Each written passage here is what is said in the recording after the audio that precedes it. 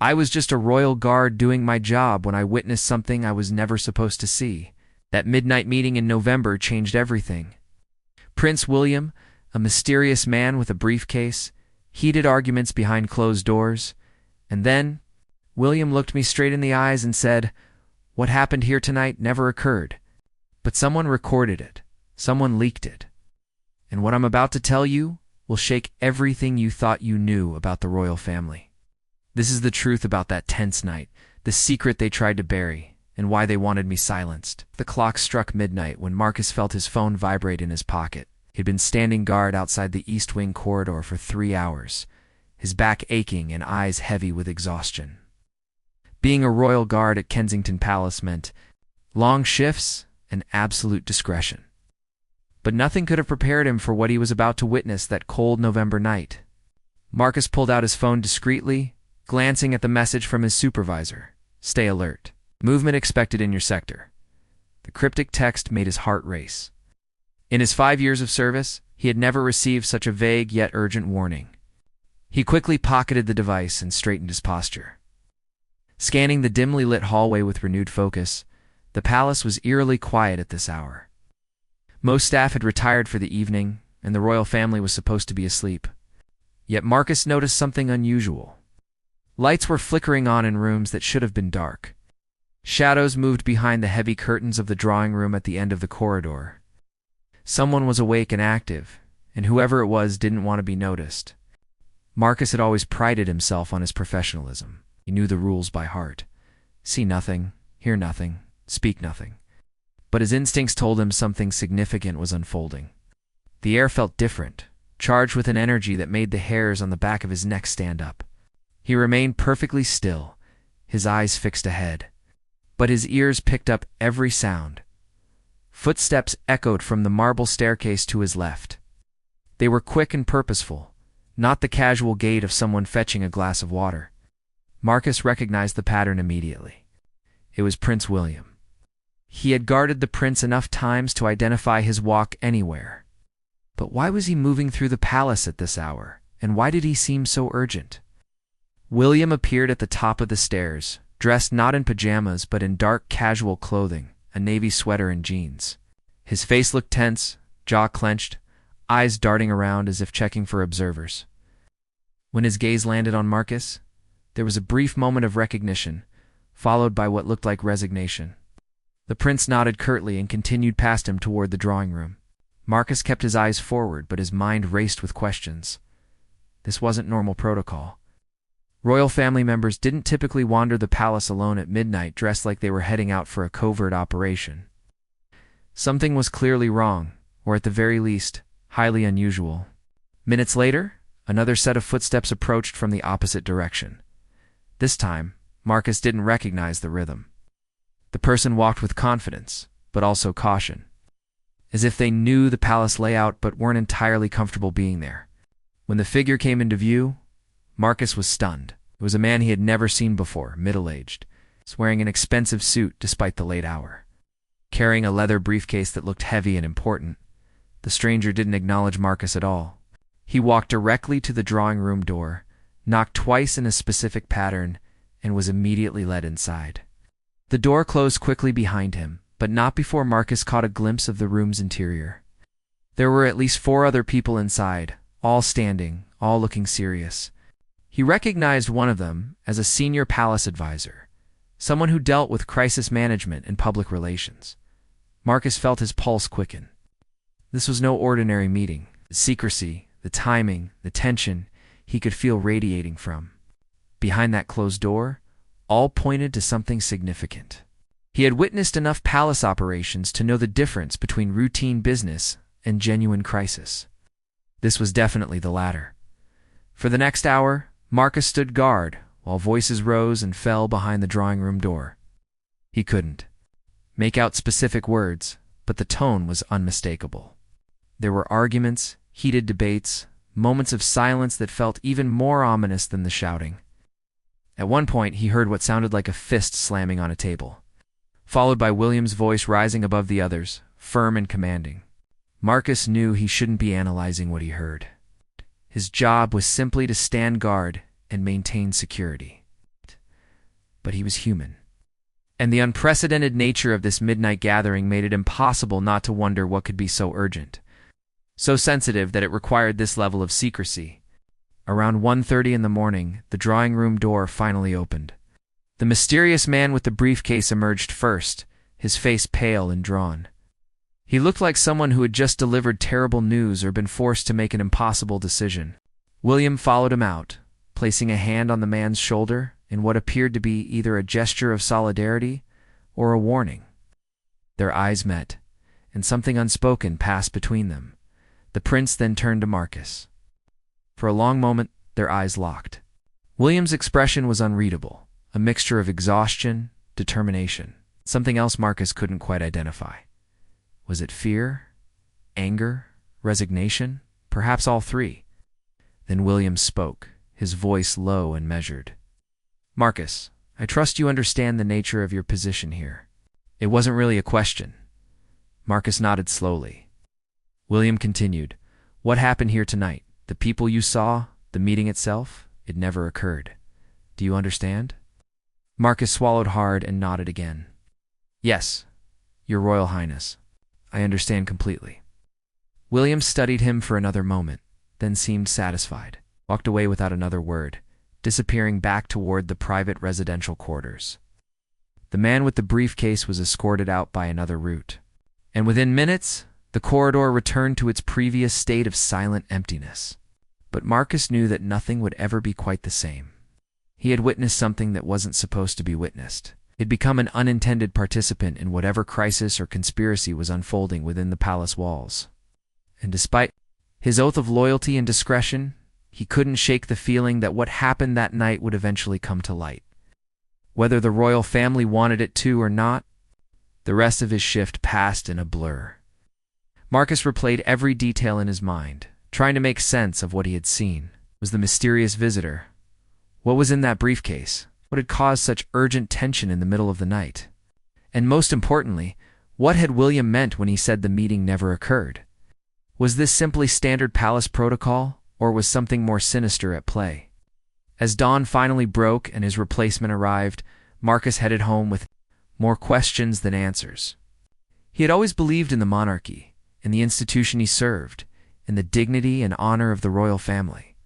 But that night had planted seeds of doubt, tiny questions that would grow larger in the days and weeks to come. He had seen behind the curtain, if only for a moment, and what he glimpsed there troubled him deeply. Marcus didn't know it yet, but that midnight meeting would change everything. Not just for him, but for the royal family, for the palace, and eventually for the entire nation. The truth had a way of emerging, no matter how many guards stood. Watch. No matter how many doors remained closed, no matter how many people swore that something never happened. And when it finally did emerge, the revelations would shock everyone. Asterisk, 3 days passed. Marcus tried to push that night from his mind. He returned to his normal duties, standing guard at various palace locations, conducting routine security checks, and maintaining the professional demeanor expected of someone in his position. But every time he walked past that drawing room, he felt a chill run down his spine. The memory of that midnight meeting haunted him like an unwelcome ghost on Thursday morning. Marcus arrived for his shift and immediately sensed something different. The atmosphere in the palace had changed. Staff members who usually chatted pleasantly in the corridors now spoke in hushed whispers. Breaking off their conversations whenever anyone approached, senior advisors rushed past with grim expressions, clutching phones to their ears and folders to their chests. Something had happened, something significant, and the entire palace was on edge. During his lunch break, Marcus sat in the staff cafeteria, hoping to catch fragments of information that might explain the sudden tension. The housekeeping staff sat at the next table, speaking in low voices that he could barely hear. One of them, an older woman named Margaret, who had worked at the palace for over 20 years, kept glancing around nervously as she spoke. "I'm telling you, something major is brewing," Margaret whispered to her colleague. "I've never seen the communications team in such a panic. They've been locked in meetings since 7 this morning. Did you notice? No newspapers in the family quarters today. They've all been removed." Her colleague leaned in closer. "Do you think it's about Harry and Meghan again? Another interview or something?" Margaret shook her head firmly. No, this is different. This is about William. I overheard two advisors talking about damage control and legal action. They mentioned something about a leak, about information getting out that was supposed to stay buried. Marcus felt his blood run cold. A leak. Information that was supposed to stay buried. Could they be talking about the midnight meeting? Had someone else seen what he saw? Or worse, had someone talked when they weren't supposed to? He forced himself to finish his lunch calmly, though his appetite had completely vanished. When he returned to his post, he noticed additional security measures being implemented. New guards had been stationed at entrances he had never seen monitored before. Senior security personnel were conducting interviews with various staff members, asking questions about their movements over the past week, who they had spoken to, what they had observed. Marcus's supervisor, a stern man named David who rarely showed emotion, pulled him aside that afternoon. They stood in a quiet corner of the palace, away from prying eyes and ears. David's face was more serious than Marcus had ever seen it. "Marcus, I need to ask you something, and I need complete honesty," David began, his voice barely above a whisper. "Were you on duty in the East Wing corridor last Monday night from 10 p.m. to 6 a.m.? Marcus's heart pounded, but he kept his face neutral. "Yes, sir. That was my assigned post." David studied him carefully, his eyes searching Marcus's face for any sign of deception or nervousness. "Did you observe anything unusual during that shift? Any unexpected visitors, any meetings, anything out of the ordinary?" This was the moment Marcus had been dreading. He could lie and pretend he had seen nothing, maintaining his oath of discretion. Or he could tell the truth and potentially face consequences he couldn't predict. But there was also a third option, one that felt like walking a tightrope. He could acknowledge he had been there without revealing specific details. "I remained at my post throughout the night, sir," Marcus replied carefully. "I observed the usual palace operations and maintained security as required. Is there a specific concern I should be aware of?" David's jaw tightened. He clearly wasn't satisfied with the vague response, but he also seemed reluctant to push too hard. "There's been a security breach. Information about a private palace matter has been leaked to the press.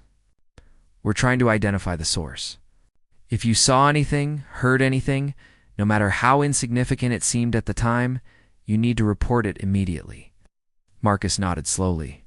"I understand, sir. If I recall anything relevant, I'll report it right away." David held his gaze for a few more seconds, then dismissed him with a curt nod. As Marcus walked away, he could feel his supervisor's eyes boring into his back. He knew he was now under suspicion, even if David couldn't prove anything. The palace was in lockdown mode, and anyone who had been present during sensitive moments would be scrutinized. That evening, as Marcus prepared to leave for the day, he noticed something that made his stomach drop. A tabloid newspaper had been left on a bench near the staff exit. Its headline screaming in bold letters, "Palace Insider Reveals William's Secret Crisis Meeting." His hands trembled as he picked it up and scanned the article. The story was vague on details, but it claimed that Prince William had held an emergency meeting in the middle of the night with legal advisors and crisis management experts. According to an unnamed source, the meeting concerned a serious matter that could have significant implications for the royal family's public image. The article speculated about everything from financial scandals to personal conflicts, but offered no concrete evidence or specific allegations. Marcus quickly folded the newspaper and shoved it into his bag. Someone had talked. Someone had broken their oath of silence.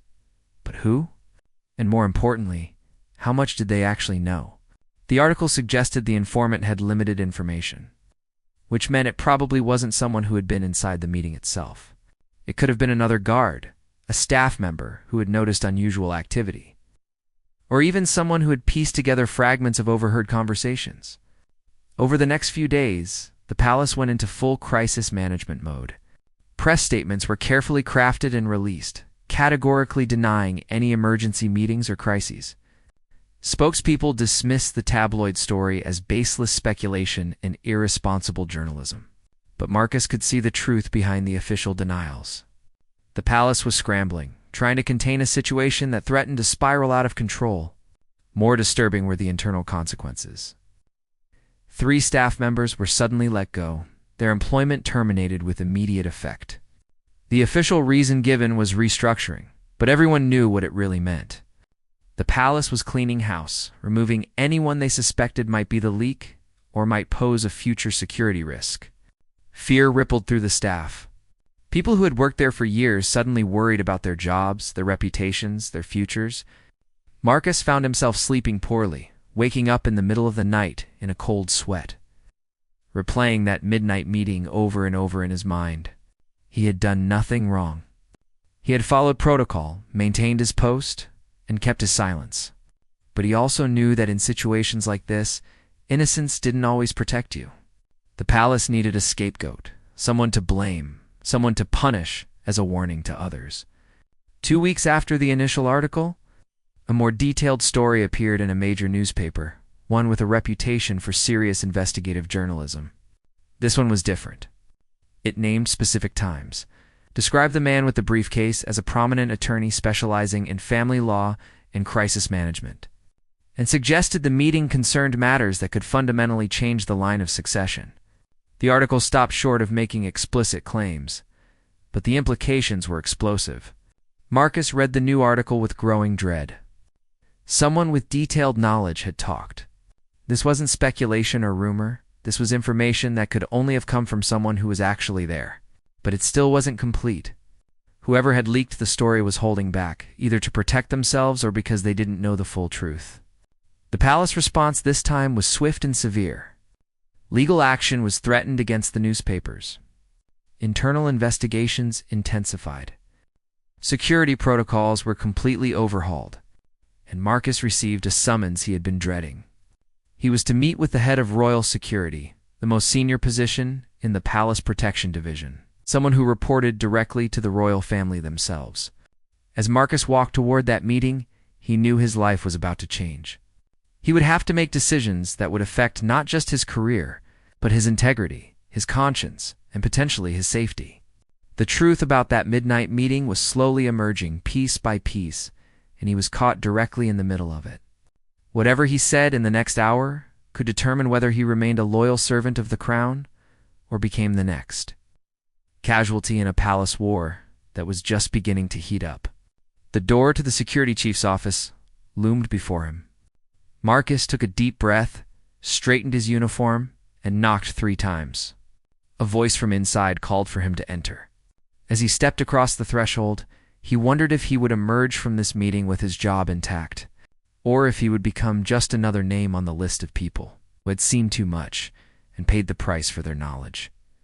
The office was smaller than Marcus expected, with dark wood paneling and shelves lined with security manuals and framed photographs of various royal family members. Behind the desk sat Commander Richard Thornton, a man in his late 50s with steel-gray hair and eyes that seemed to see through any deception. He had spent 30 years protecting the royal family and had earned a reputation for being absolutely ruthless. When palace security was compromised, "Sit down," Marcus Thornton said, his voice calm, but carrying an edge that made it clear this was not a friendly conversation. Marcus took the chair across from the desk, keeping his back straight and his hands folded in his lap. Thornton studied him in silence for what felt like an eternity, a classic interrogation technique. It's designed to make people uncomfortable enough to start talking on their own. When Thornton finally spoke, his words were precise and deliberate. "You've been with us for 5 years. Clean record, commendations from supervisors, never a single complaint or incident. You're exactly the kind of guard we want protecting the royal family." He paused, letting the compliment hang in the air before delivering the blow that Marcus knew was coming. "Which is why I'm deeply disappointed to find your name coming up repeatedly in connection with this leak investigation." Marcus felt his throat tighten, but maintained eye contact. "Sir, I've done nothing to compromise palace security. I've maintained my oath of discretion and followed all protocols." Thornton leaned forward, his elbows on the desk. "Let me tell you what I know, Marcus. On the night of November 13th, you were stationed in the East Wing corridor. That same night, Prince William held a private meeting that was supposed to remain completely confidential. 3 weeks later, details of that meeting appear in the press. Now, we've investigated everyone who was in the palace that night, and your name keeps coming up. Not because we think you talked to reporters, but because you were positioned exactly where you could have seen things you weren't supposed to see. Marcus's mind raced. They didn't think he was the leak, but they knew he was a witness. This could be even more dangerous. Sir, I was simply doing my job. I stood at my assigned post and maintained security. Don't play games with me, Thornton snapped, his calm facade cracking. I've been doing this too long. I know when someone is hiding behind protocol language. You saw something that night. The question is, what did you see, and who have you told? The moment of truth had arrived. Marcus could continue denying everything, but Thornton was right. The evasive responses weren't working, and might actually make him look more guilty. He made a decision that would either save his career or destroy it completely. I saw Prince William and several others enter the drawing room around midnight, Marcus admitted, his voice steady despite his racing heart. I saw an unidentified man with a briefcase. I heard voices, but couldn't make out specific conversations. The meeting lasted approximately 90 minutes. When it ended, Prince William spoke to me directly, reminding me of my oath of discretion. That's everything I observed, and I have told absolutely no one until this moment.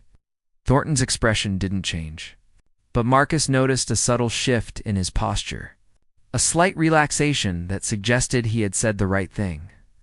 Why didn't you report this information when we first started investigating? Because Prince William specifically told me the meeting never occurred, Marcus replied. I interpreted that as a direct order to treat everything I witnessed as classified. I assumed that reporting it, even internally, would violate that instruction. For the first time, Thornton's stern expression softened slightly. That's actually the correct interpretation. You followed your orders precisely as you should have. He leaned back in his chair, studying Marcus with what might have been a hint of respect. Which means you're not our leak. Someone else talked. Someone who knew enough to cause damage, but not enough to know the full story. Marcus felt relief wash over him, but it was short-lived. Thornton continued, his voice taking on a more serious tone. Here's the problem, Marcus. You're now a confirmed witness to a highly sensitive matter. That makes you valuable, but it also makes you vulnerable. There are people, both inside and outside these walls, who would very much like to know what you saw and heard that night. I've already told you everything I know, Marcus insisted. I believe you, Thornton said, but others might not. They might think you're holding back, that you heard specific conversations or saw documents that you're not mentioning. And some of those people might use methods considerably less pleasant than this conversation to extract information they think you have. The implications chilled Marcus to his core. Are you saying I'm in danger? Thornton stood and walked to the window, looking out over the palace grounds. I'm saying the situation is more complicated than a simple leak investigation. That meeting you witnessed, it concerned matters that certain powerful individuals would prefer remained buried. The fact that information is slowly trickling out suggests someone is deliberately releasing details, possibly as leverage or blackmail. And anyone connected to that night is now potentially caught in the crossfire. What do you want me to do? Marcus asked. Thornton turned back to face him. First, you're being reassigned. Effective immediately, you'll be transferred to a different division. Rotating duties that keep you away from the family's private quarters. It's not a punishment, it's protection, both for you and for them. Second, you're going to sign a comprehensive non-disclosure agreement with significant legal and financial penalties if you ever discuss what you witnessed. Third, and this is not optional, if anyone approaches you asking questions about that night, journalists, lawyers, even people claiming to be from internal palace security, you report it to me immediately. Marcus nodded, understanding that his life was being fundamentally altered to protect secrets he didn't even fully understand. Can I ask one question, sir? Thornton raised an eyebrow. You can ask. I may not answer. Is the royal family in actual danger? Is something threatening them that the public doesn't know about? Thornton was silent for a long moment, weighing how much to reveal. Finally, he spoke, his words carefully chosen. Let's just say that running a monarchy in the modern age requires navigating complex situations that don't always fit neatly into public expectations. Sometimes those situations require difficult decisions made in private, away from media scrutiny and public opinion. What you witnessed that night was simply the machinery of the institution working as it must to protect itself and the people it serves. It was a political answer, revealing nothing while suggesting everything. Marcus understood he would get no more specific information. He stood, preparing to leave, but Thornton held up a hand. "One more thing, Marcus. The man with the briefcase that you saw? He's one of the most prominent family law attorneys in London, someone who handles only the most sensitive, high-profile cases. I'm telling you this not to satisfy your curiosity, but so you understand the gravity of what you witnessed. Whatever was discussed in that room has the potential to reshape the royal family in ways the public can't imagine. Your silence isn't just about following orders. It's about protecting an institution that millions of people depend on for stability and continuity." Marcus left the office feeling like he had aged years in just 1 hour. The palace corridors that had once felt familiar and safe now seemed full of shadows and hidden dangers. He had wanted a career protecting the royal family, and he had gotten exactly that, but not in the way he had imagined. Now he wasn't just guarding them from external threats. He was guarding their secrets, their private struggles, their hidden vulnerabilities. Over the following weeks, Marcus settled into his new assignment. He worked different shifts in different areas, never staying in one place long enough to observe patterns or witness sensitive moments. It was isolating and monotonous, a clear signal that he had been removed from the inner circle. Placed in a kind of professional quarantine where he could do no harm, but also couldn't be fully trusted. Meanwhile, the media storm continued to build. More stories appeared, each one adding new details about the midnight meeting.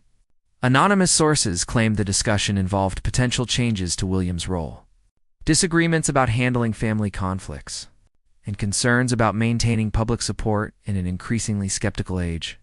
None of the articles had the complete picture, but together they were slowly constructing a narrative that the palace could no longer simply deny. Marcus watched it all unfold with a strange mixture of fascination and dread. He knew he had played a tiny role in this unfolding drama simply by being in the right place at the wrong time.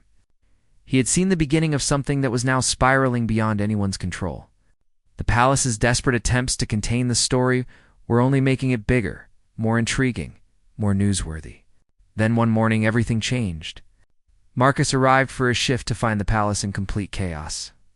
Staff members were rushing around, phones were ringing constantly, televisions in every office were tuned to news channels showing the same shocking headline. Someone, still unidentified, had released a partial recording of the midnight meeting. The audio quality was poor, and the conversation was incomplete. But it was enough to confirm that the meeting had indeed occurred, and that the topics discussed were exactly as explosive as the rumors suggested. Marcus stood frozen, watching the coverage, realizing that the secret he had kept was now public knowledge. Everything he had witnessed, everything he had protected through his silence, was being dissected by media pundits and royal commentators around the world. And somewhere in the palace, Prince William and his advisors were facing their worst nightmare. The truth, incomplete and distorted, but undeniably out there for everyone to see. The palace went into complete lockdown. Within hours of the audio leak, all non-essential staff were sent home. Security sweeps were conducted of every room, every office, searching for recording devices or evidence of how the conversation had been captured. Marcus, along with other guards who had been present that night, was immediately summoned for another round of interrogation. This time, far more intense than the first dot, Commander Thornton looked like he hadn't slept in days. His eyes were bloodshot, his normally immaculate uniform was wrinkled, and when he spoke to Marcus, there was an edge of desperation that hadn't been there before. Someone recorded that meeting, Marcus. Someone planted a device, or someone inside that room was wearing a wire. We need to know if you saw anyone acting suspiciously, anyone who might have had the opportunity to place recording equipment. Marcus went through everything again, every detail he could remember. The mysterious attorney with the briefcase, the advisors who had been present, the pattern of the knock on the door, the way people moved in and out of the room. But he had no answers about recording devices. He had been standing guard outside, not inside where such things could be observed. The partial audio that had been leaked was carefully edited, starting mid-conversation and cutting off before any truly damaging revelations were made. But what was there was enough to create a firestorm. William's voice, clearly identifiable, discussing untenable positions and necessary changes and protecting the institution above all else. The other voices were harder to identify, but one was clearly the attorney, speaking about legal precedents and potential challenges to established protocols. Media speculation reached a fever pitch. Was William planning to abdicate? Were there disputes about the line of succession? Was there a hidden health crisis affecting the king? Were there financial improprieties that needed legal intervention? Every possibility was explored, debated, and sensationalized. The palace's continued refusal to comment only fueled more speculation. But Marcus knew something that the media didn't. He had seen the faces of everyone who left that meeting. He had watched William's expression of exhausted determination. He had noticed the attorney's pale, drawn features. Whatever had been discussed wasn't about abdication or succession disputes. It was something more personal, more painful, something that cut to the very heart of what it meant to be royal in the modern world. 3 days after the audio leak, Marcus received an unexpected visitor during his shift. He was stationed at a side entrance when a car pulled up and Prince William himself stepped out, alone without his usual security detail. Marcus immediately straightened, but William waved off the formal protocol. "Walk with me," William said quietly, and Marcus, stunned, fell into step beside the prince. They walked through the palace gardens in silence for several minutes before William finally spoke. "You were there that night? You saw us arrive, saw us leave. You've kept your silence, even under pressure. I wanted to thank you personally for that." Marcus didn't know how to respond. "I was just doing my duty, Your Royal Highness." William stopped walking and turned to face him directly. "No, Marcus. Duty is easy when it doesn't cost you anything. What you did, staying silent while people lost their jobs, while investigations turned everyone's life upside down, while you knew you were under suspicion, that took more than duty. That took integrity." There was a vulnerability in William's voice that Marcus had never expected to hear from a member of the royal family. For a moment, the prince wasn't a figurehead or a public symbol. He was just a man carrying an impossible burden. "Can I ask you something, sir?" Marcus ventured, knowing he might be overstepping, but feeling he had earned the right. Everyone is speculating about what was discussed that night. But nobody seems to be asking the more important question. Why did it need to be secret in the first place? What are you protecting? William smiled sadly. That's exactly the right question, and one I've been asking myself constantly. The truth is, Marcus, the monarchy survives because we maintain a certain image, a certain mystique. People need to believe we're different, somehow above the ordinary struggles and compromises of regular life. But we're not. We're just people trying to navigate impossible expectations and centuries of tradition while living in a world that changes faster than institutions can adapt. He paused, looking up at the palace walls that had housed his family for generations. That meeting was about choices, Marcus. About how to handle situations that have no good solutions, only less bad ones. About trying to protect people you love while serving an institution that demands you put duty above everything else, even family. And yes, about secrets that, if revealed, would shatter carefully maintained illusions that people depend on. Marcus understood then that he would never know the specific details of what was discussed that night. But he also understood something more important. The recording, the leaks, the media frenzy, all of it had forced the royal family into a corner where they might have to choose between continued secrecy and honest transparency, and that choice would define the monarchy for generations to come. The person who released that recording, William continued, they didn't do it to expose wrongdoing or protect the public interest. They did it as leverage to force decisions that serve their own interests. But sometimes when you try to use truth as a weapon, it escapes your control and becomes something else entirely. People are asking questions now that we've avoided for decades. Maybe that's not such a bad thing. Over the following weeks, the story took unexpected turns. The palace, instead of continuing to deny and deflect, began a carefully orchestrated campaign of limited transparency.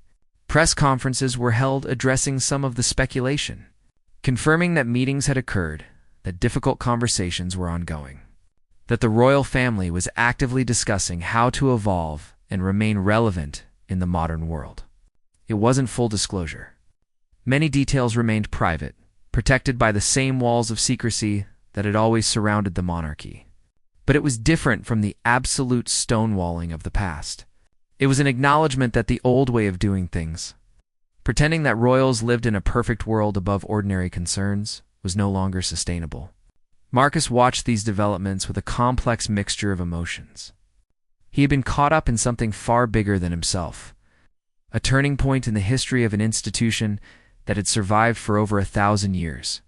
His silence had been part of protecting that institution, but ironically, the very secret he had protected was now forcing that institution to change. The investigation into who planted the recording device eventually concluded without identifying the culprit. Some suspected it was an inside job, someone with access to the drawing room who had set up equipment in advance. Others believed it was sophisticated surveillance from outside parties with their own agendas. The truth remained elusive, another secret added to the palace's already heavy collection. Marcus's life gradually returned to a new normal. He remained in his reassigned position, working shifts that kept him away from sensitive situations. He never discussed what he had witnessed, even when reporters tried to track him down, even when offered substantial sums of money for his story. The non-disclosure agreement he had signed provided legal protection, but more than that, he genuinely believed that some things should remain private. But he also couldn't help reflecting on the irony of it all. The palace had spent immense resources trying to keep secrets, to maintain control over information, to present a carefully curated image to the world, and in the end, a single midnight meeting, witnessed by a guard who never intended to be part of history, had become the catalyst for forcing transparency and change.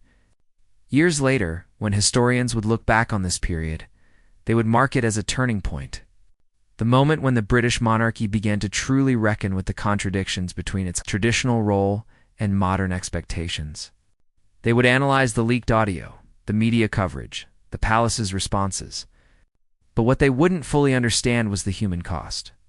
The lives disrupted, the careers altered, the personal struggles of people trying to serve an institution that demanded absolute loyalty while navigating impossible situations.